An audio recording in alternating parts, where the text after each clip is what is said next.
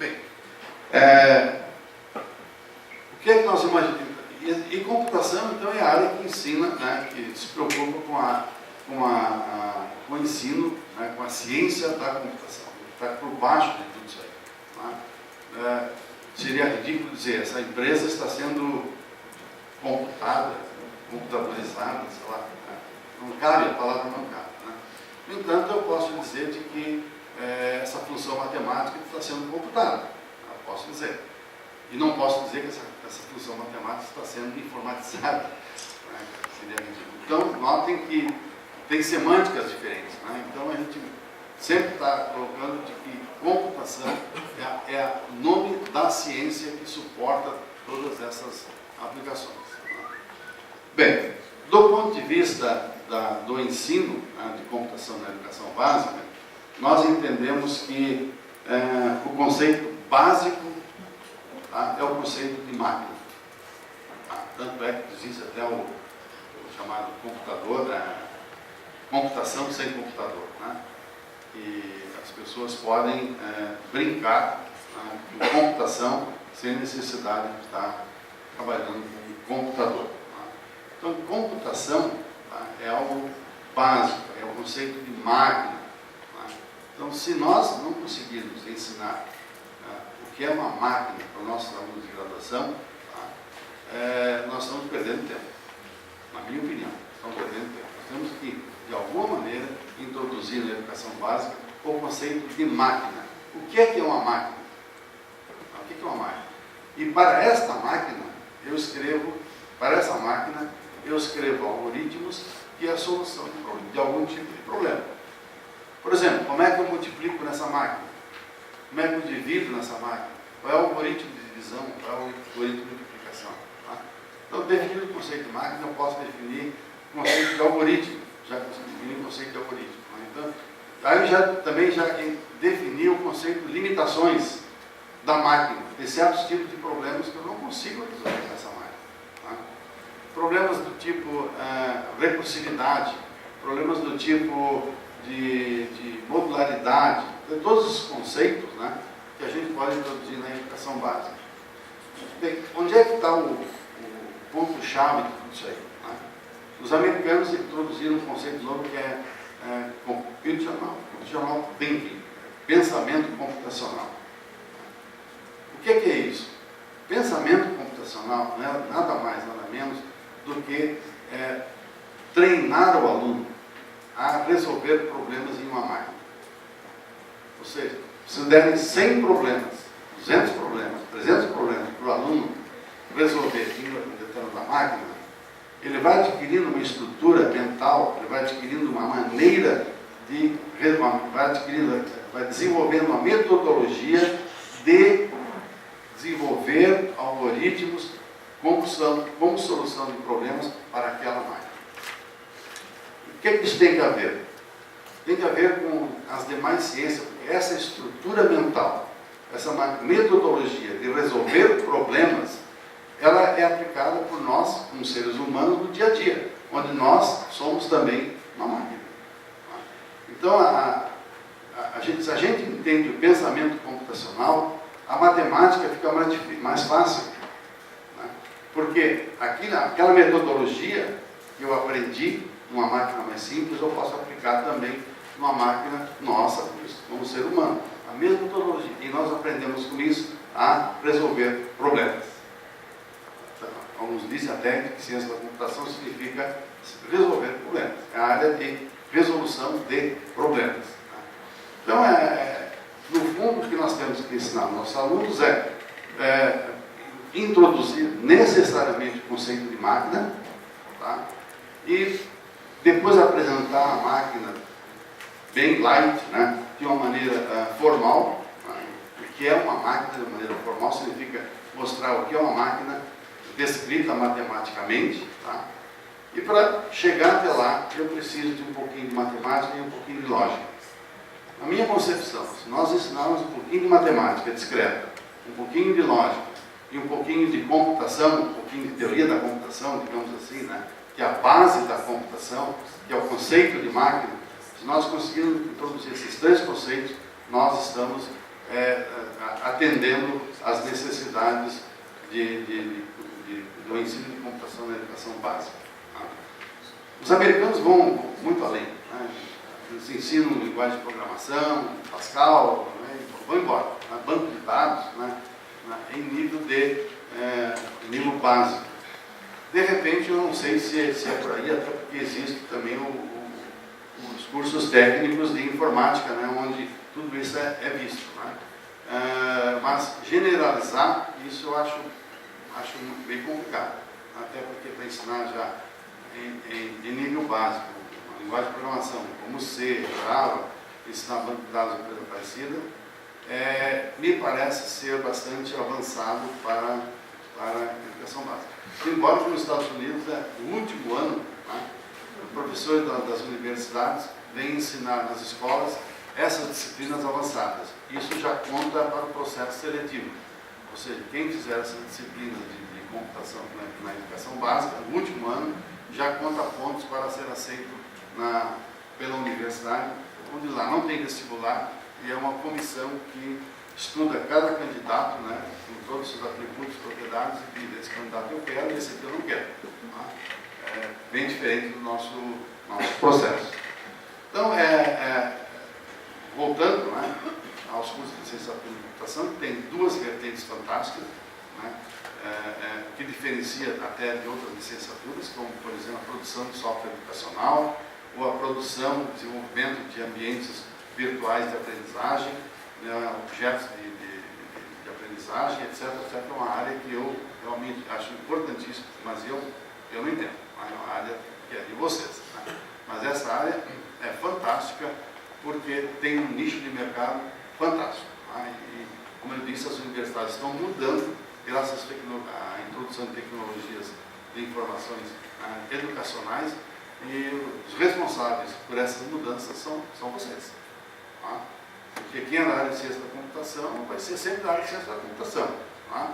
O que ele vai fazer um dia, um cientista da computação, se ele tem que dar um curso, ele vai recorrer por ferramentas produzidas por vocês para ensinar, através das ferramentas, compiladores, sistemas operacionais, banco de dados, linguagem de programação, etc. Tá? Então, esse é um nicho de mercado fantástico. O outro é realmente a sala de aula, mais na direção de introduzir o pensamento computacional e, com isso, tornar a ciência da computação na educação básica transversal. Ou seja, todo mundo vai acabar precisando dos conceitos de computação para aprender bem, de forma correta, matemática, física, química, história, né, filosofia e tantas outras áreas em que, dado um problema, eu preciso encontrar uma solução.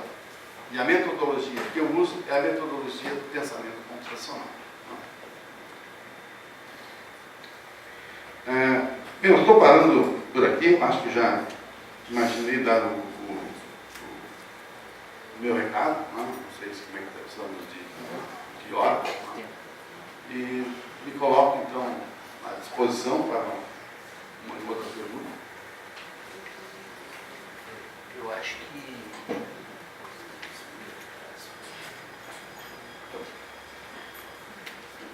enquanto as pessoas quebram o gelo, né, e se preparam para fazer suas perguntas, eu vou fazer o papel aqui de... Eu acho que a gente poderia fazer assim, depois a gente já monta a mesa do PIBID, ouvir muitas questões dessas e esclarecer um pouco mais essas questões. E aí a gente abre o debate, né?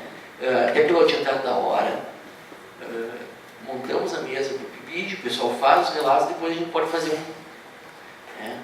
Senão a gente perde o tempo, né? O horário, né? Tá? Mas pode... Eu só queria fazer uma comentário. Eu acho que essa fala do Dalton não é à toa que alguém da área de teoria que vem defender aqui a licenciatura, né? E eu faço minhas as palavras dele, faz tempo que eu...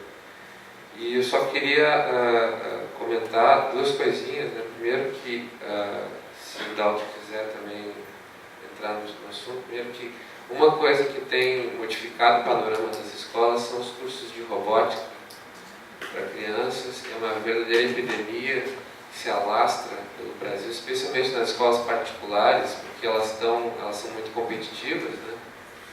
Isso é um detalhe. E o outro é lembrar que em diversos países da Europa a computação está entrando nos currículos também, né?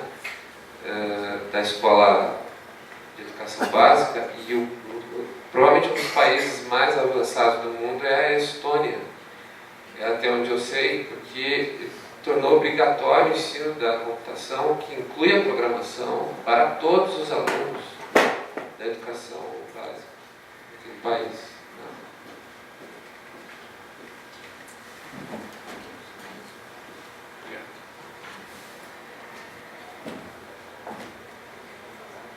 Né?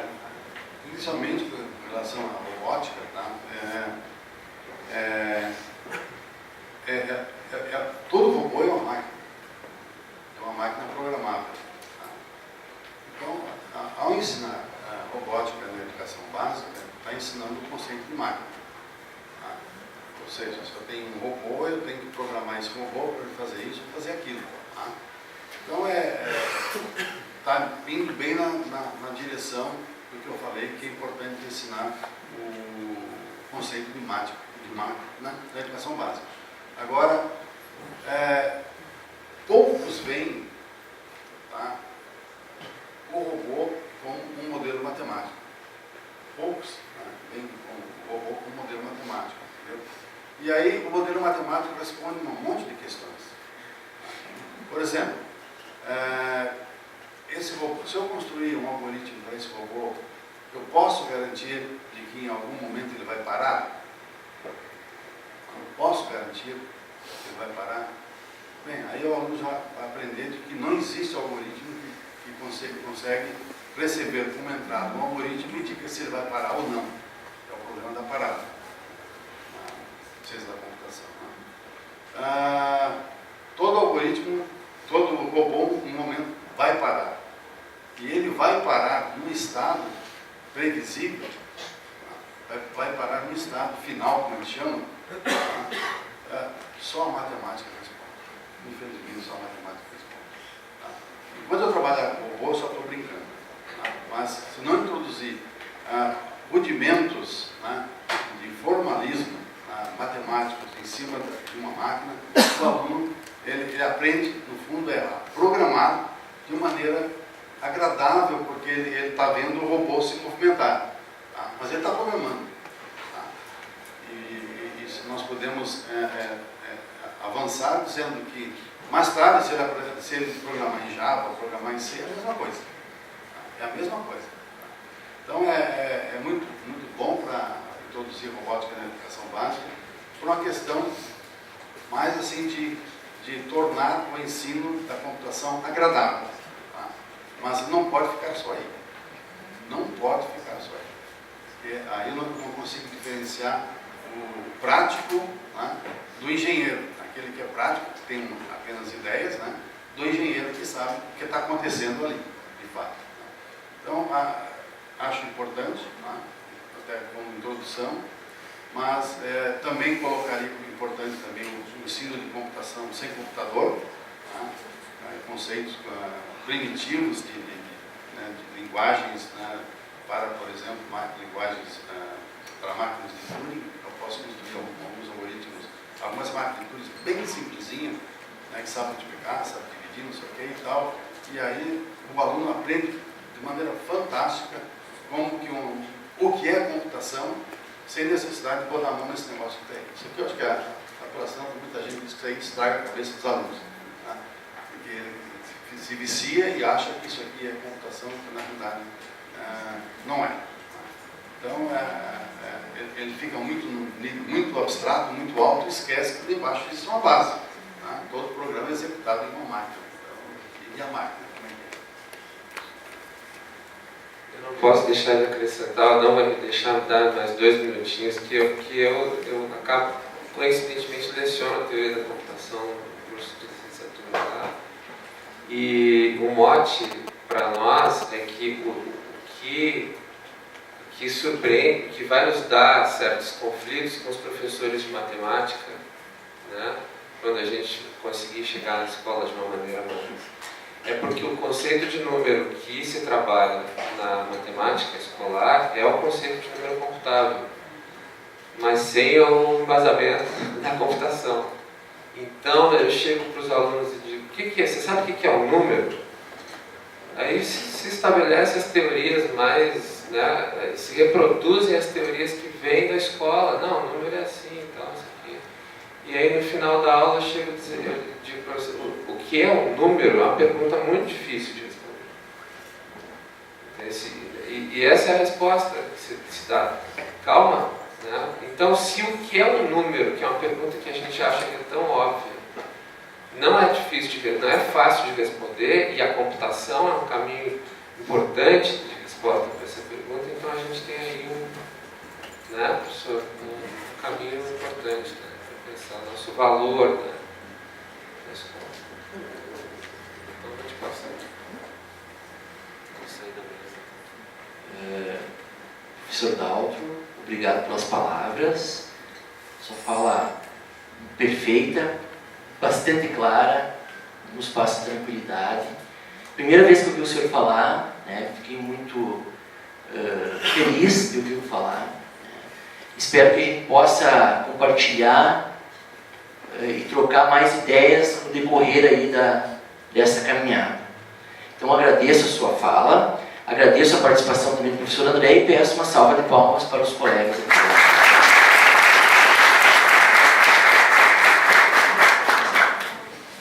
E imediatamente, sem delongas, né, usando um termo gaúcho, né, do Rio Grande do Sul, eu vou chamar os colegas para compor a mesa para a gente fazer uma apresentação vou chamar aqui de uma sessão, né, onde a gente chamou o papel formativo do PIBID nas licenciaturas em computação. Então, eu vou chamar a colega Pasquerini Skype, da Universidade Federal da Paraíba, para compor a mesa. Vou chamar a professora Márcia Cruz, né, da Unisc. Vou chamar a professora Lilian Teixeira, do Instituto Federal Baiano. E como estou fazendo aqui a organização, vou eu mesmo me auto-chamar para a mesa, que vou fazer também Adão Cambraia. Obrigado, André. Então, do Instituto Federal de Santo Augusto. Tá? Temos, eu acho que eu já vou, né, iniciar aqui. Deixa eu fazer uma dança.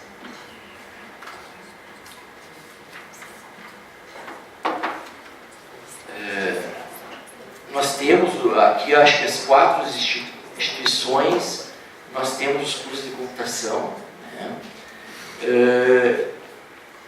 Licenciatura em computação, e eu vou falar aqui para vocês algumas ideias que selecionei enquanto coordenador da área do PIBID.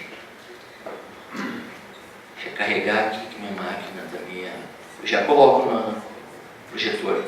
É que eu bagunço tanto minha área de trabalho que dá até vergonha de mostrar no projetor, né? Então eu deixo para carregar o PowerPoint para depois colocar o...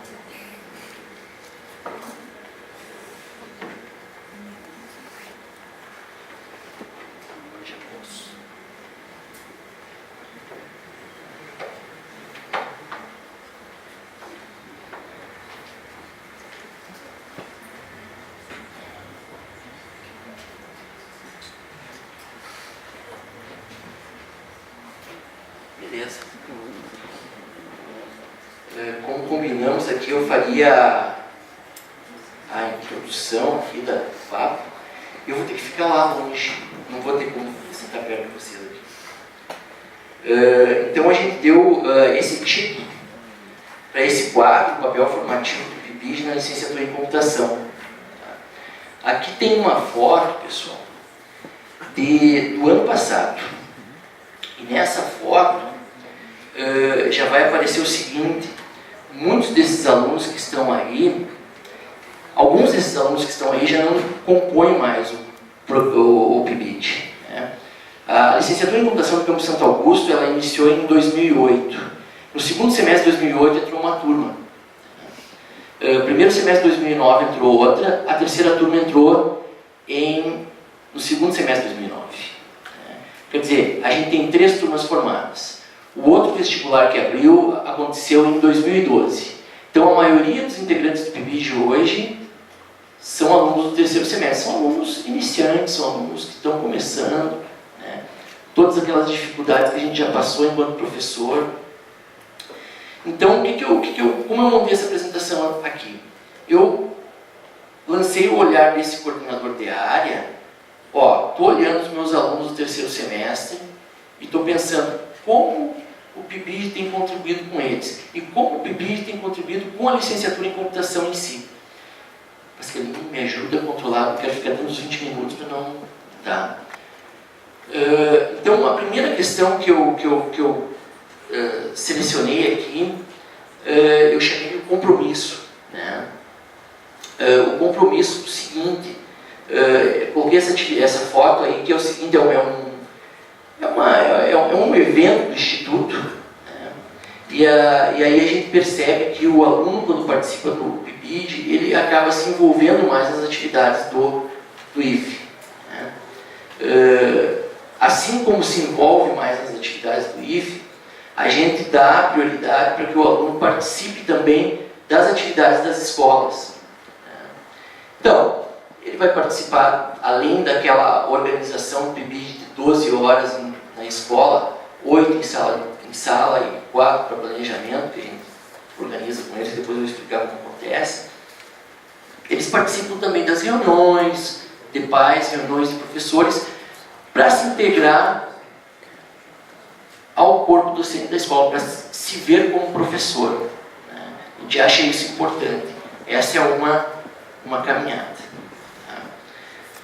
A outra, que me parece que o PIBID contribui bastante, esse pessoal anterior ao PIBID, eles participavam muito de eventos. Eles publicavam em eventos, né? E eles publicavam uma coisa que eu acho bem interessante, que é o seguinte: eu sou um professor que trabalhei 15 anos em uma escola de educação básica. E trabalhei também na graduação. Trabalhei com curso de pedagogia, com sistemas de informação e hoje com a licenciatura em computação. E aí eu tenho percebido o seguinte: me parece que há uma certa divisão entre professores que estão na academia e professores que estão na escola, né? Aí o professor da academia, quando vem a uma escola, isso eu fui professor e pude ouvir, o professor da escola diz assim: ele está falando isso porque ele só conhece teoria. Ele está falando isso porque ele não sabe o que é uma sala de aula, né?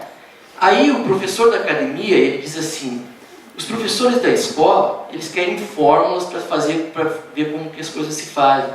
Não existe fórmulas, né? Parece que um olha para um lado e o outro olha para o outro.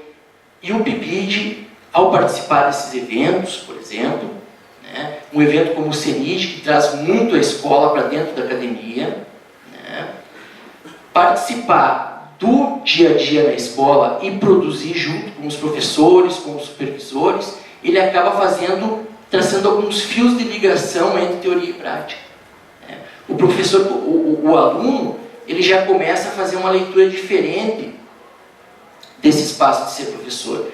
Eu acho que essa é uma contribuição importante do PIBID, né? A nossa organização lá, para essas 4 horas de estudo, 4 horas de planejamento, a gente se reúne em determinados momentos, aonde a gente faz estudos de textos, de teóricos da educação ou não, né?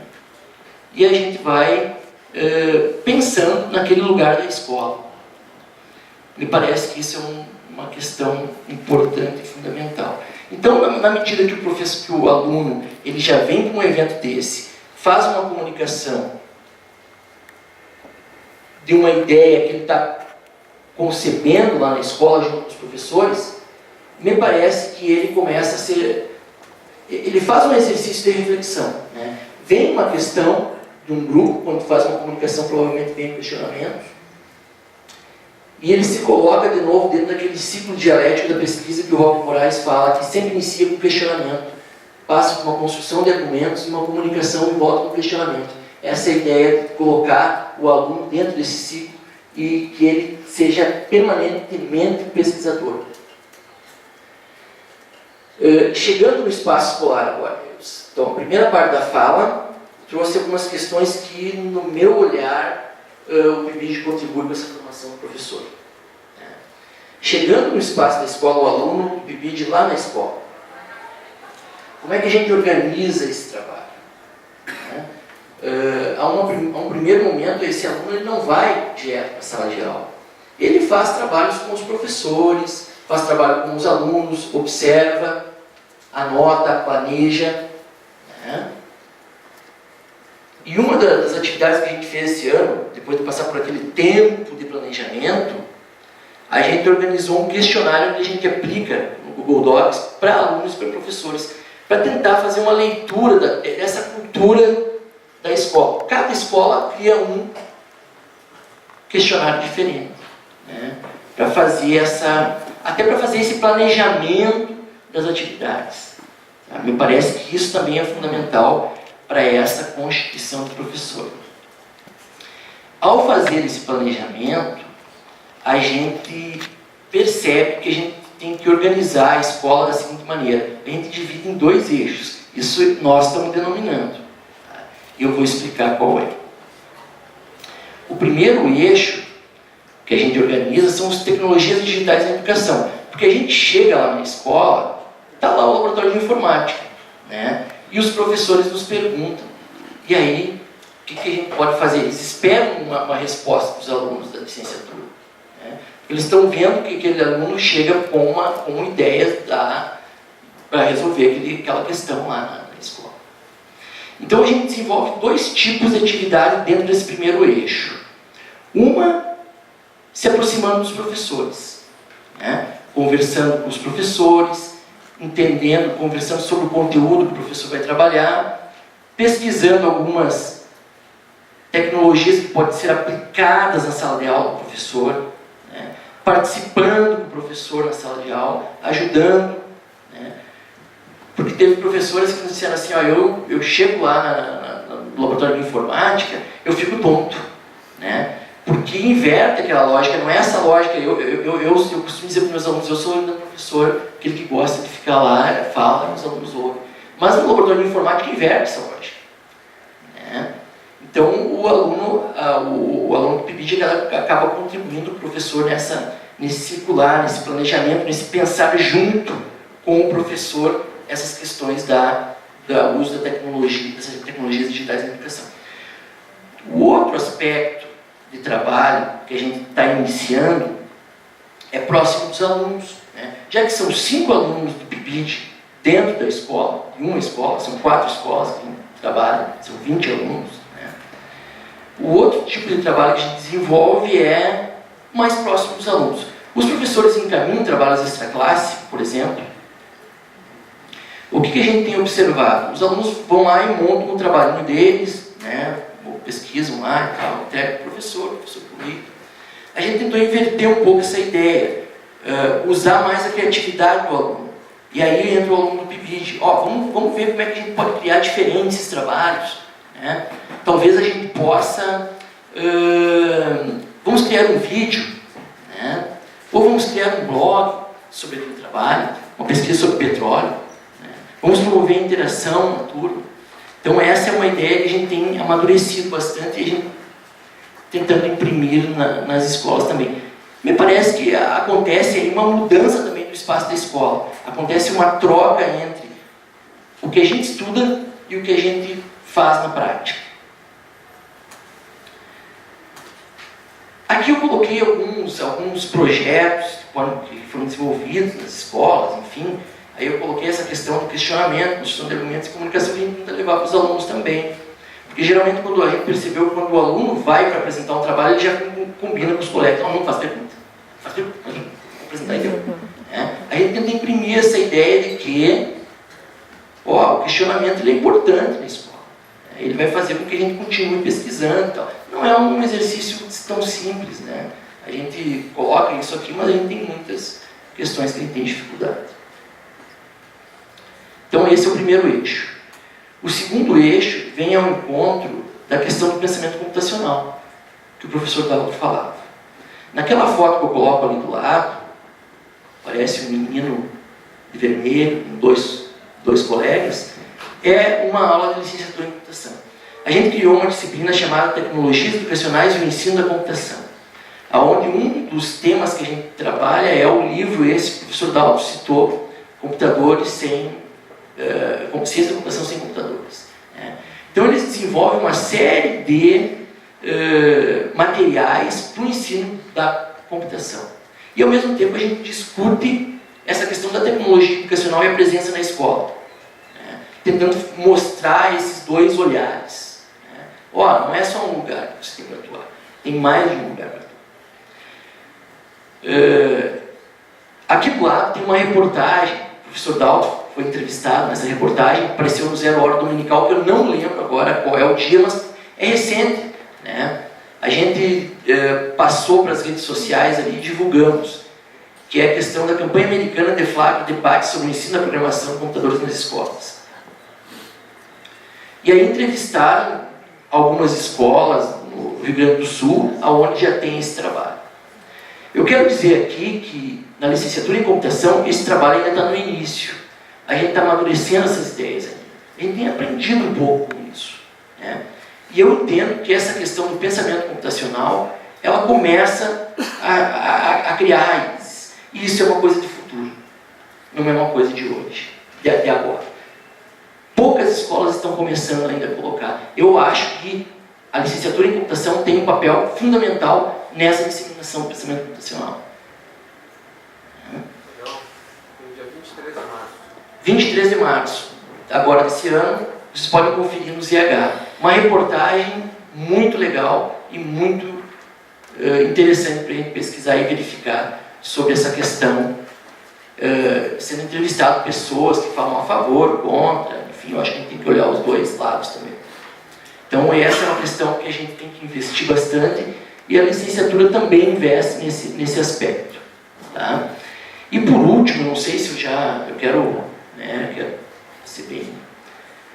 eu vou falar aqui de um trabalho que a gente também está iniciando com os alunos do PIBID, que eu chamei de Diários do Professor, aonde os alunos eles estão escrevendo ao olhar que eles tiveram dos seus professores lá no ensino médio. Que professores marcaram? Eles estão escrevendo sobre esses exercícios de participação nas escolas. Eles estão escrevendo sobre esse planejamento e o que está dando errado quando eles chegam na sala de aula. Cada aluno dos 20 do PIBID, eles vão ter um blog desse tipo e a gente está socializando eles no grupo. Para que cada aluno possa ler o que está acontecendo com o colega lá na outra escola. Na última reunião que a gente fez lá do PIBID, a gente colocou um desafio, que os professores supervisores também vão criar o seu blog. E eu até brinquei com eles e disse assim, a minha esperança é que os professores da escola também criem, né? Porque a minha experiência que eu tenho de diversas oficinas com professores na escola, às vezes para construir um blog, um exercício que muitos, para muitos isso já é uma coisa fácil e dada. A experiência que eu tenho com professores das diversas áreas, que o professor cria o blog na oficina e ele permanece lá. Então, não acaba não dando essa continuidade. Então, a nossa ideia é dar essa continuidade nesse blog. Por quê? Porque a gente entende que o pensamento computacional, a efetividade do trabalho com as tecnologias educacionais da educação se dão somente na medida que eu tenho um professor reflexivo na escola e um professor pesquisador. Tendo um professor reflexivo, um professor pesquisador, um professor envolvido com essas atividades, um professor que sabe o que quer na sala de aula, que sabe os seus objetivos, daí sim a gente pode desenvolver um trabalho efetivo com as tecnologias educacionais, como muitas escolas já estão mostrando que está iniciando uma caminhada. E podemos aprofundar essa questão do pensamento computacional também. Então, essa é a minha contribuição aqui para vocês em relação ao papel formativo do PIBID na licenciatura em computação. Eu acredito que o PIBID ele tem um grande significado na licenciatura, porque todas as atividades que são desenvolvidas, direcionadas para o PIBID, a computação vem junto, né? Eu falava hoje no início aqui, a gente veio com 13 alunos do PIBID, mas depois chegou um bom número de pessoas voltadas para a licenciatura. Esse evento nasceu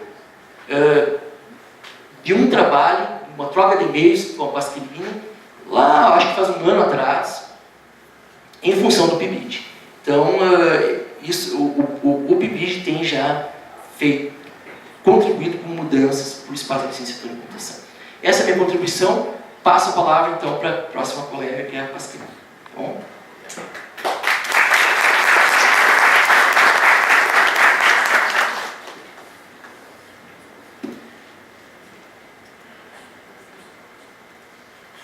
Professor Dalton, acho que tem professor Dalton, um adaptador aqui do MEC.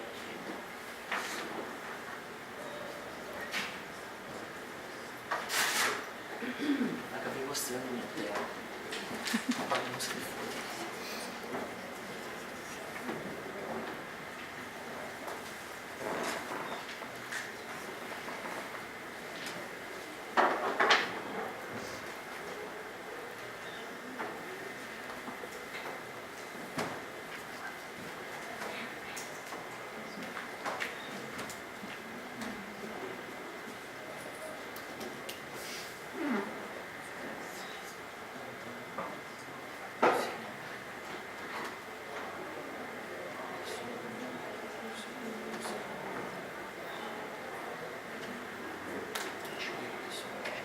Pessoal, muita coisa do que eu tinha preparado para falar, eu vi que a Dan também já discutiu. Então eu vou começar traçando um pouco de como o PIBID começou lá na UFPB. O curso foi criado em 2006 e o programa foi apresentado pela Pró-Reitoria em 2009. Eu sempre gosto de contar essa história porque eu acho que serve como uma referência, talvez, para outros cursos que possam, eventualmente, ter essa mesma experiência que a gente teve. Nesse edital de 2009, era citado lá no edital que, nesse edital de 2009, era citado lá no texto que as áreas prioritárias para a educação básica, né?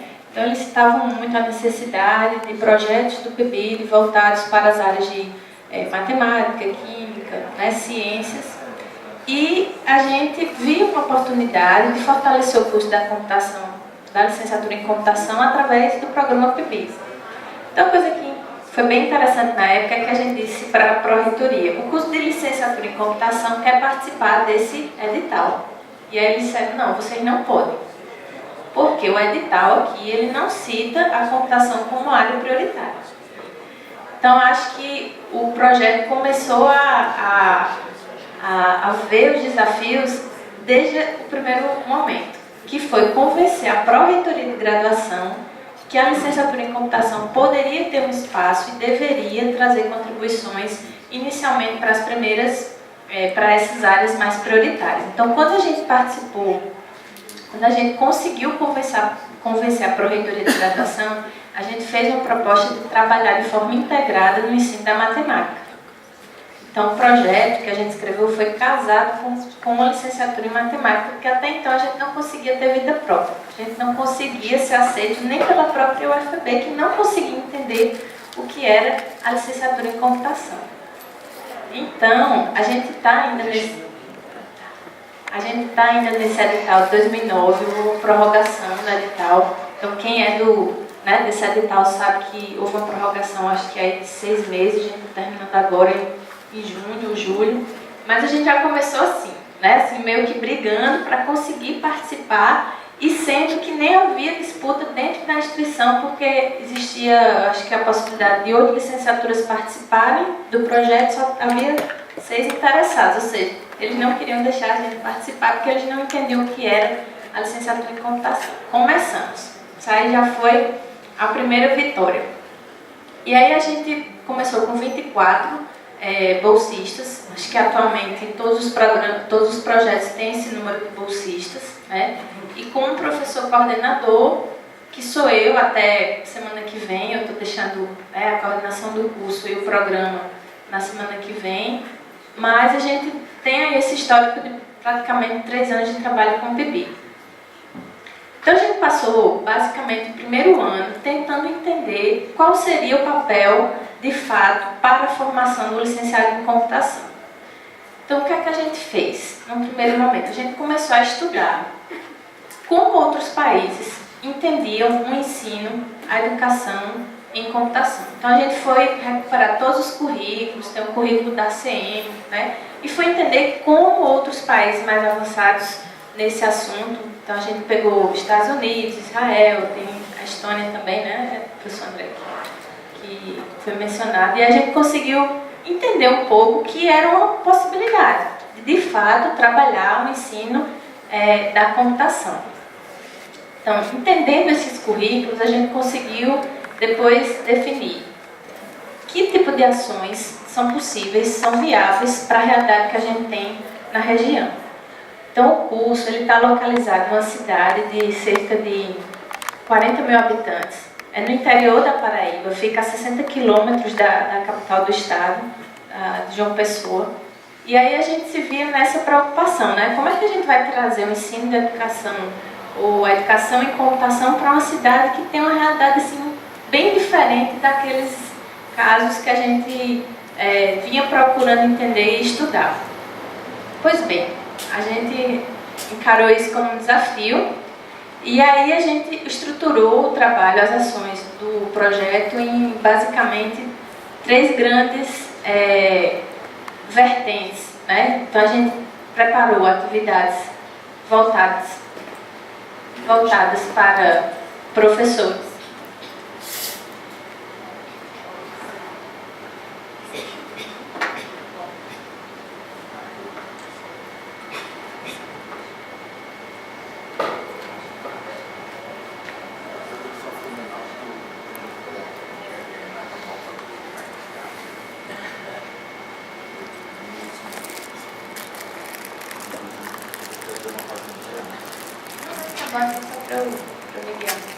Então a gente organizou as atividades pensando em 3 grupos de ações. As ações que seriam voltadas para os professores da escola, onde a intenção da gente era contribuir para a fluência desses professores no uso de tecnologias, tanto em relação às tecnologias educacionais, quanto ao uso mesmo da informática básica. O outro grupo de ações disse respeito às ações voltadas para os alunos daquela escola parceira.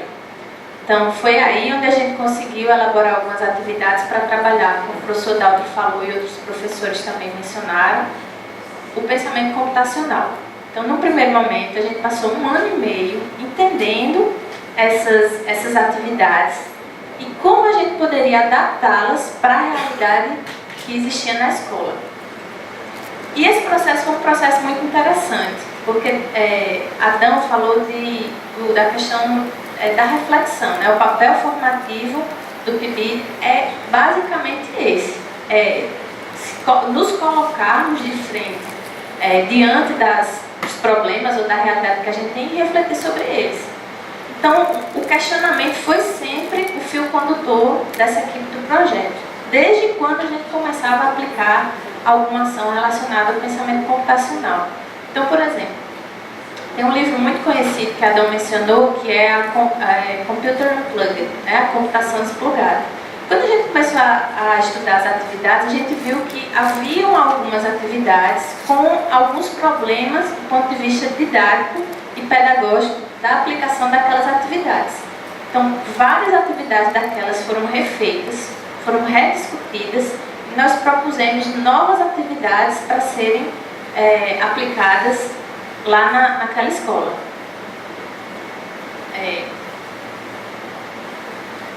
Então, durante o primeiro ano, nós trabalhamos basicamente com... Vou colocar aqui no slide. Durante o primeiro ano nós trabalhamos basicamente com o pensamento computacional e a partir do primeiro ano nós tivemos mais segurança para entrar em outras áreas. Então eu vou falar um pouco do que a gente está fazendo agora. A gente continua com a questão do ensino do pensamento computacional, trabalhar o pensamento computacional dos alunos. Mas nós inserimos também o ensino de programação. Então hoje a gente já tem aí cerca de 70 ou 80 alunos da escola que é parceira do projeto, que já fizeram pelo menos um nível de uma disciplina de programação. Inicialmente a gente trabalhou com Scratch, né, que é uma linguagem muito interessante porque diminui a complexidade para lidar com erros de sintaxe e outras coisas. Então a gente trabalhou nessas primeiras turmas a linguagem Scratch, trabalhou também no ensino de programação usando a robótica e alguns desses alunos passaram para o próximo nível de programação, de disciplinas de programação que a gente chamou do nível intermediário do Python. Então hoje em dia a gente tem uma turma de 40 alunos que vem aí há cerca de um ano e meio, né, com a gente aprendendo a programar. Alguns desses alunos lá da escola pública já terminaram, concluíram o ensino médio e hoje são alunos da licenciatura em computação. Então nós temos aí dois exemplares para servir de exemplo para os demais. Né? Então a gente tem trabalhado assim, tem investido bastante na questão do ensino de programação no ensino médio. Né? Outras ações também mais voltadas aí para a formação dos bolsistas, dos licenciandos em computação, dizem respeito à questão da como usar, ainda nesse processo, se agarrar nesse processo de reflexão, como usar, por exemplo, essas novas tecnologias na escola. Então a gente tem trabalhado hoje em dia com o Khan Academy, talvez alguns de vocês conheçam, é uma proposta muito interessante que já vem sendo reconhecida como positiva em algumas escolas dos Estados Unidos. O Instituto Lehman já traduziu muitas das aulas para algumas áreas como biologia, física e matemática, só que isso só não é suficiente para a gente conseguir fazer os professores da escola parceira utilizarem de alguma forma conseguirem se adequar à proposta do mercado. Então hoje em dia a gente está fazendo um trabalho na escola justamente para tentar entender como acomodar a realidade lá com a proposta do mercado.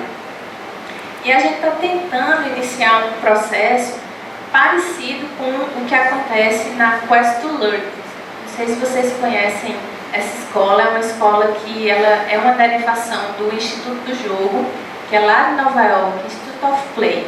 Depois eu posso deixar as referências para vocês. Eles utilizam a abordagem de produzir jogos com uma metodologia de ensino. Então é uma proposta assim, bem integrada de como utilizar o projeto de um jogo para trabalhar matemática, português, quaisquer outras áreas, dentro de uma escola com currículo normal. Então essa escola se chama Quest to Learn.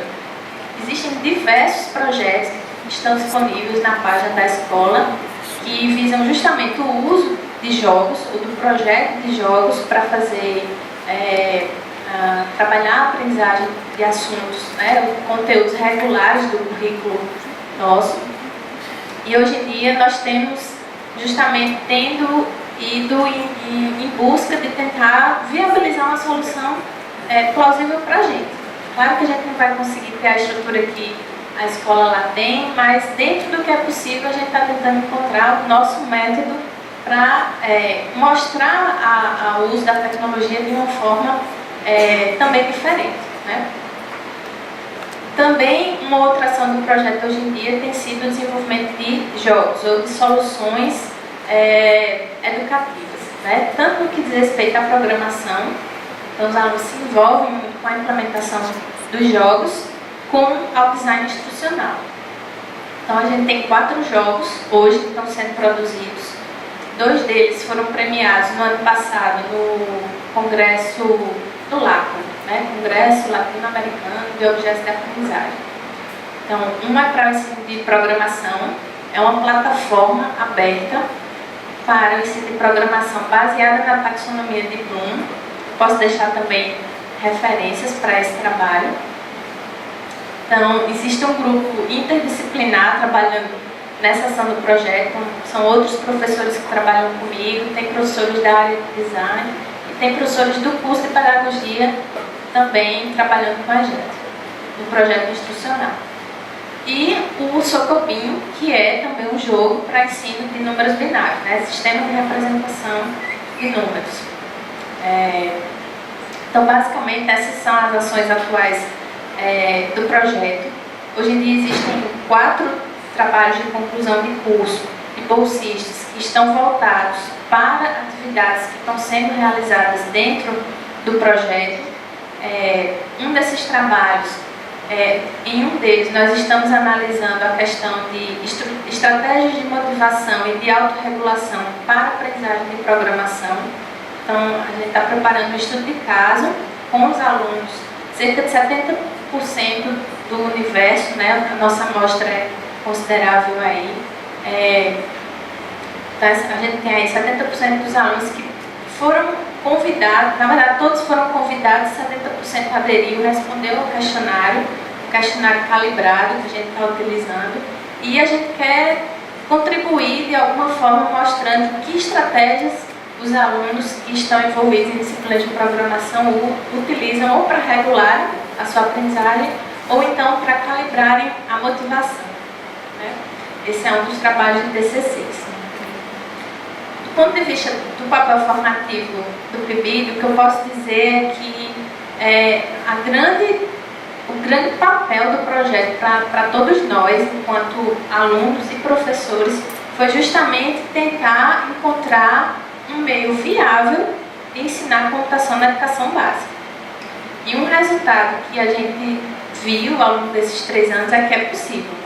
Por mais que a gente veja muitas dificuldades, por mais que a gente ache que não vai dar certo, mas é possível introduzir o ensino de computação em escolas de ensino fundamental e ensino médio. O processo é difícil, mas ele é viável. Então eu vou deixar depois aqui com o Adão as referências para a parte do projeto, para todas essas páginas de objetos de aprendizagem de resultados que a gente tem até agora, né?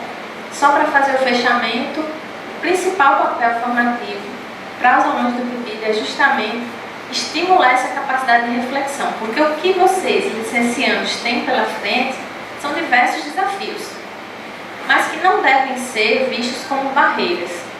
Eles devem ser vistos como oportunidades para trazer uma nova perspectiva para o que a gente entende como educação e do papel das tecnologias e da própria computação como meio facilitador de aprendizagem. Então, eu acho que a grande contribuição nossa em relação à formação dos alunos é essa, né? Assim, é a provocação. Como é que a gente pode sair desse estado aqui para um estado diferente, certo? Obrigada. Extrapolando.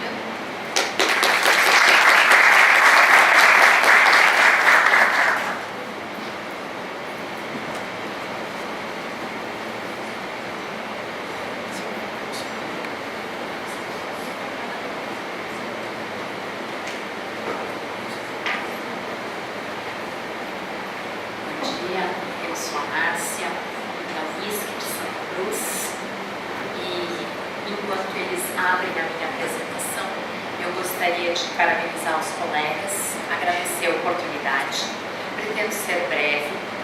Nosso PIBID funciona de forma muito parecida, iniciamos também com as camuflados juntos à licenciatura em matemática, porque no primeiro edital para as comunitárias e particulares nos disseram, ficou muito claro que a licenciatura em computação não poderia participar do PIBID.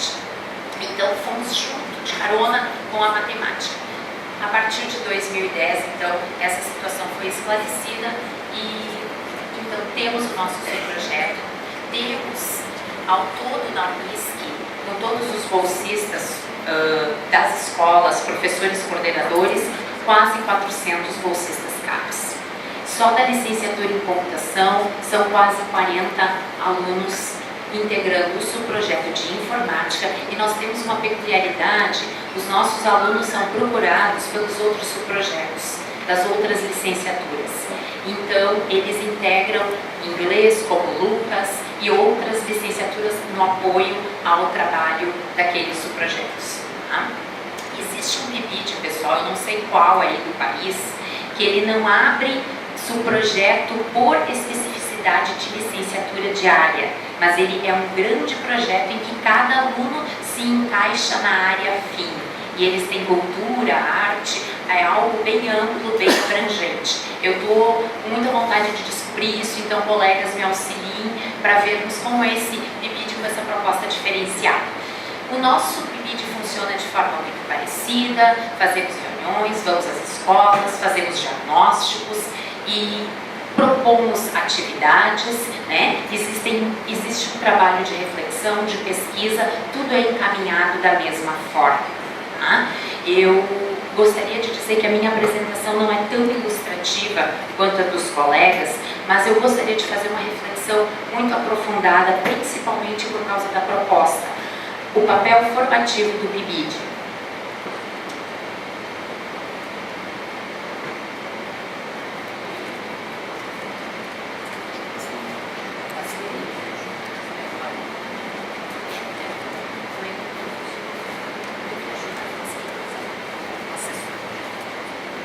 Perfeito. Eu fiz um breve sumário. Eu gostaria de falar dos ganhos. Temos também carências, sugestões, nosso dever, nosso direito e fazer um convite a vocês. Gente, para que eu não esqueça a questão da absorção pelos municípios, pelos estados que o professor Daltro colocava. Aqui próximo, Lajeado, Estrela, nós temos 2 concursos públicos abertos para licenciados em computação. Há 2 semanas não tínhamos nenhum inscrito, Daltro. Nenhum inscrito. O Daltro falava na reportagem da Zero Hora que são poucos formandos a cada ano. Realmente, gente, nós precisamos divulgar as nossas ações. Essa é uma questão que eu trago aqui na apresentação, nessa reflexão do PIBID. Então, assim, na nossa região toda, nós temos muitos concursos públicos, muita demanda, né, por um trabalho de divulgação efetivo junto às secretarias municipais de educação, principalmente. Em Santa Cruz do Sul, temos 6 escolas com disciplina de informática na base curricular de escolas de ensino fundamental até 9º ano. Então é algo muito interessante e mais escolas querendo agregar. Então a nossa preocupação, eu já vou antecipar, além de promover o pensamento computacional, além de promover a possibilidade de programação para essa moçada do ensino fundamental, é também, gente, a seriedade em relação a emendas e programas dessas disciplinas. Tá? Eu vou chegar num slide aqui que diz assim, material didático. O Daltro falava, ensinar o quê? Se um professor de uma escola pública nos procura e nos diz, eu gostaria de uma disciplina de informática para o 5º ano, porque é um período de transição, estão saindo da infância, estão entrando na pré-adolescência, que ementa que nós vamos dar para aquela escola, para que não fique só no ensino do Word e do PowerPoint, do Impress, né? Então nós temos trabalhados no estágio e temos um grupo de desenvolvimento no PIBID que está tentando elaborar emendas e programas específicos para 1º, 2º e 3º ano do ensino médio. Então, Daltro, eu tenho alunos, eu já falei, que aguardam com ansiedade o livro Ensino de Computação para o Ensino Médio, tá? Certo? Mas isso é um trabalho nosso, é um trabalho que nós devemos abraçar em conjunto, né? Já vejo o professor lá sinalizando essa preocupação. Ganhos. Que ganhos nós temos? Eu destaco 4 ganhos principais. Questão formativa para estudante universitário, vivência escolar, já muito bem explanada pela Pasqualini e pelo Adão. Ganhos das escolas, renovação didático-tecnológica, novas interações para os estudantes e professores do ensino fundamental, mais conhecimento.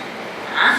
Obviamente que com a licenciatura em computação presente na articulação dos conteúdos todos da escola, tudo vai gerar novas expectativas, mais conhecimento.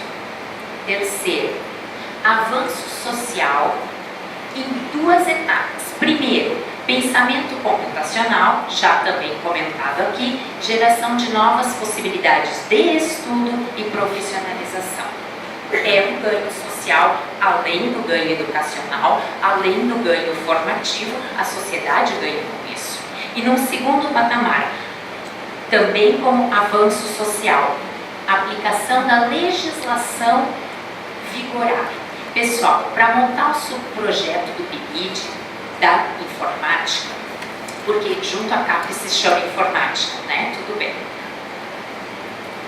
Nós fomos para a base da legislação. E a base da base, os editais do PIBID, gente, tem lá 3 artigos, 3 legislações básicas e uma principal diz, olhem só, auxílio na alfabetização das crianças até no máximo 8 anos de idade, também assistência em aulas de reforço do contraturno e em estudos de recuperação e progressão parcial. Envolvem o combate à evasão, ampliando as possibilidades de permanência do educando sob responsabilidade da escola para além da jornada regular. Ou seja, é um grito de por favor auxiliem a escola a educar.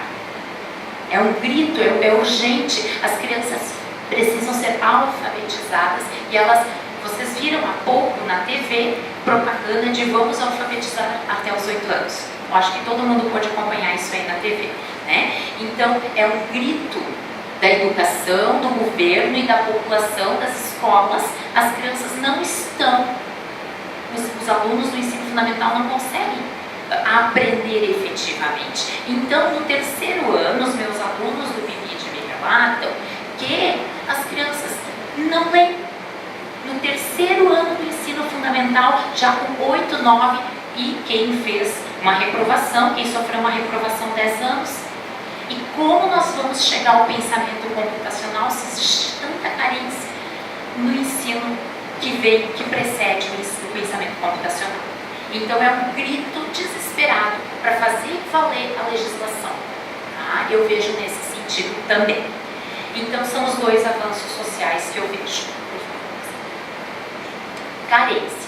Falta de material didático específico. Se nós sairmos aqui na esquina, nós entramos numa livraria, compramos livro de matemática, língua portuguesa, biologia, química, física. De informática, os que se aplicam ao ensino superior, o ensino tecnológico. Muito pouco para o ensino, ou quase nada para o ensino fundamental. Tá? Então, puxão de orelha em nós mesmos. Tá? Falta de divulgação mais abrangente. Alguém algum dia ouviu falar em PIBID? Isso é um cotidiano nosso. Saindo daqui, poucos conhecem. Né? Essa divulgação é necessária. Sugestões. Possibilidade de compra de equipamentos tecnológicos via novos editais. O que nós podemos comprar? Pendrive, que entra no material de consumo. Tá? E quantas outras tecnologias poderiam ser agregadas? Existem valores para isso, mas só pode entrar material de consumo. Quem sabe as públicas que têm mais proximidade da possibilidade de lançamento de editais sugerem de alguma forma extrapolar apenas o material de consumo e alterar a Bolsa PIBID a permanência do estudante universitário enquanto tal. Nós ficamos renovando os editais. Tá?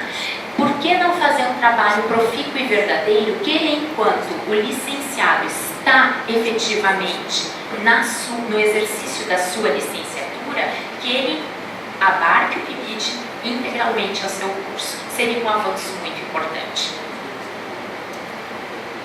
Nosso dever: promover a informática educativa, o pensamento computacional, a computação em si, faltaram essas palavras aqui, como possibilidade de novos conhecimentos, desmistificando as ideias pejorativas relacionadas à aplicação da informática na educação e sua eficácia. Porque para sair da área da computação, para os outros professores, muitas vezes, ir ao laboratório de informática é uma diversão, um passatempo, né? E não o trabalho efetivo. Certo? Então, nosso dever fazer valer a nossa área como tal. Nosso direito. Vamos ver se vocês se consideram nesse direito, como eu. Conhecer resultados efetivos do PIBID, oriundos de avaliações eficientes junto às IES e às escolas. Quando a CAPES realmente tem essa riqueza toda que se faz dentro da escola, dentro da universidade, com os alunos da licenciatura e da escola. Resultados efetivos, está influenciando o IDEB, está fazendo a provinha Brasil ser melhor. Tudo é tão avaliado e tão regulado no nosso país. Então eu gostaria de não ver apenas a proposta. A gente precisa avaliar. Não quero uma avaliação de curso, tá? Não preciso dar um reconhecimento de curso junto, mas algo que nos dê um retorno. O nosso trabalho está efetivamente assim, está correspondendo. Nós queremos, na verdade, mostrar que está. Vivenciar a implantação de disciplina de informática e computação para a educação básica. Certo? Eu acho que é um direito que nós temos, a exemplo de algumas escolas que vêm fazendo essa prática, né? De um país que o professor citou anteriormente, que já tem como obrigação, então considera o nosso direito. Um convite. Nós temos um seminário anual e é considerado também um seminário, o Encontro Nacional do PIBID Unisc. Principalmente no dia 18 de 5, serão feitos relatos, apresentações, está aberto ao envio de trabalhos. Está ali o site e nós ficaríamos muito honrados de recebê-los em